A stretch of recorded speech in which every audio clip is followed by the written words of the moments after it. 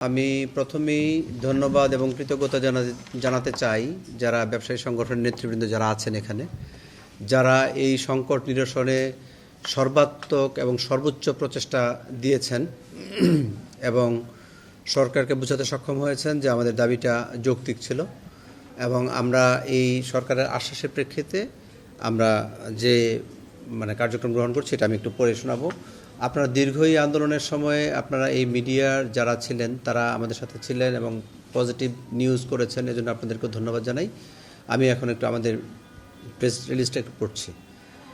NBR সংস্কার ঐক্য পরিষদের ডাকে গত কয়েকদিনের কর্মসূচি এবং গতকাল ও আজ অর্থাৎ 28 এবং 29 জুন 2025 তারিখের যে কমপ্লিট শাটডাউন চলছে তার প্রেক্ষিতে আমদানি রপ্তানি তথা দেশের অর্থনীতির যে অচলাবস্থা সৃষ্টি হয়েছে তা নিরসনে দেশের ব্যবসায়ী নেতৃবৃন্দের উদ্যোগ এবং আলোচনাকে আমরা স্বাগত জানাই।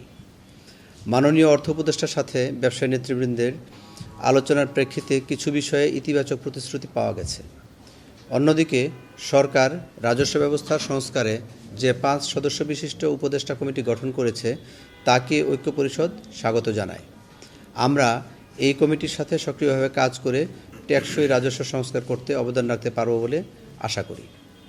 এমতাবস্থায় দেশের শীর্ষস্থানীয় ব্যবসায়ী নেতৃবৃন্দের অনুরোধের প্রেক্ষিতে এবং দেশের আমদানি রপ্তানি ও সাপ্লাই চেইন সচল রাখা তথা অর্থনীতির বৃহত্তর স্বার্থে এবং জনগণের স্বার্থ বিবেচনায় নিয়ে এনবিআর সংস্কার ঐক্য পরিষদ তাদের কমপ্লিট শাটডাউন দ্বারা প্রত্যাহার করেছে।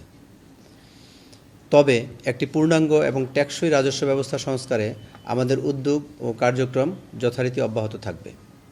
বিগত কয়েকদিনের কর্মসূচিতে আমাদের সাথে থাকার জন্য দেশবাসী, প্রিন্ট ও ইলেকট্রনিক মিডিয়ার সাংবাদিকবৃন্দ, সিভিল সোসাইটি ও সর্বোপরি দেশের শীর্ষস্থানীয় ব্যবসায়ী নেতৃবৃন্দকে অশেষ ধন্যবাদ জানাই।